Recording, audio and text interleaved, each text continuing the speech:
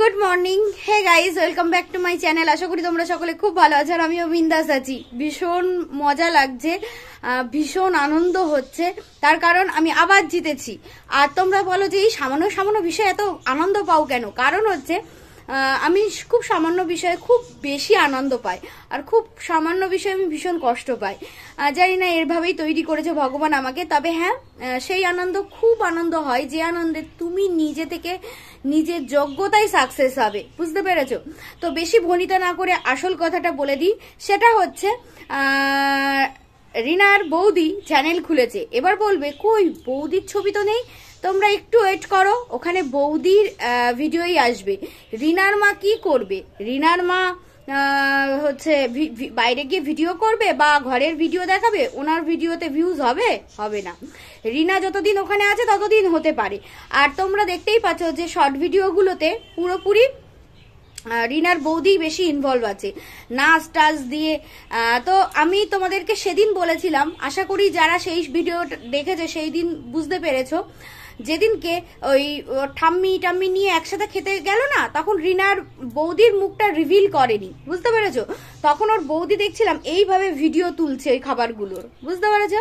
আর তারপরেও আরো আরেকবার এই খেতে গেল না, তখনও এই দেখো এখানে এই এসেছে বোধহয় সোনা হোটেলে, সেখানেও ওর বৌদি ভয়েস দিয়ে দিয়ে কথা বলছিল।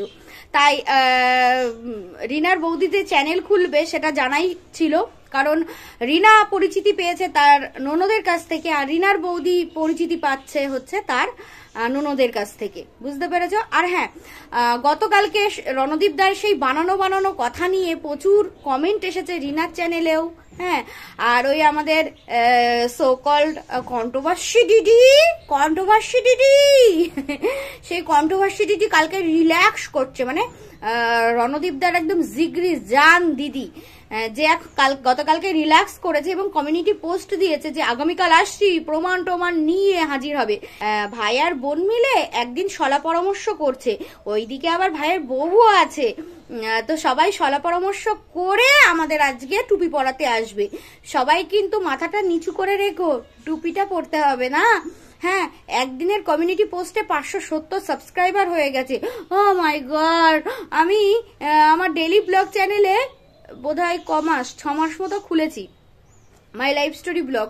তা বোধহয় এখন 725 না 26 এরকম সাবস্ক্রাইবার। হ্যাঁ, তো সে এখনো একদিনে 570, খুব কম হয়ে গেল কিন্তু রিনা। তোর হচ্ছে 60,000-64,000 সাবস্ক্রাইবারের চ্যানেল বৌদির প্রমোট করে একদিনে 570, এটা কিন্তু খুব কম হয়ে গেল। একদিনে 1K হয়ে যাবে, তাই না? তো সেটা হলো না তো। আর এদিকে বড় ভিডিও আসবে, দেখবে বড় ভিডিও আসবে। তবে রিনা যতদিন ওখানে আছে ততদিন বড় ভিডিও দিলে তো একই ভিডিও হয়ে যাবে।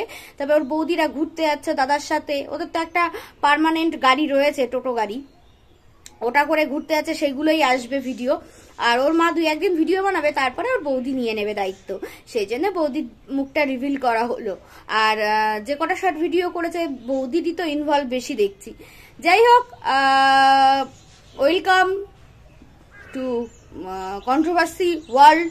অ্যাকচুয়ালি কন্ট্রোভার্সি ওয়ার্ল্ডে তো ওয়েলকাম করবই, কারণ রিনা এসেছে, তার বৌদিকে নিয়ে এসেছে, এবার বৌদিকে নিয়েও তো কন্ট্রোভার্সি হবে। আমাদেরই আর কি, আমরা কন্ট্রোভার্সি করব, তাই না?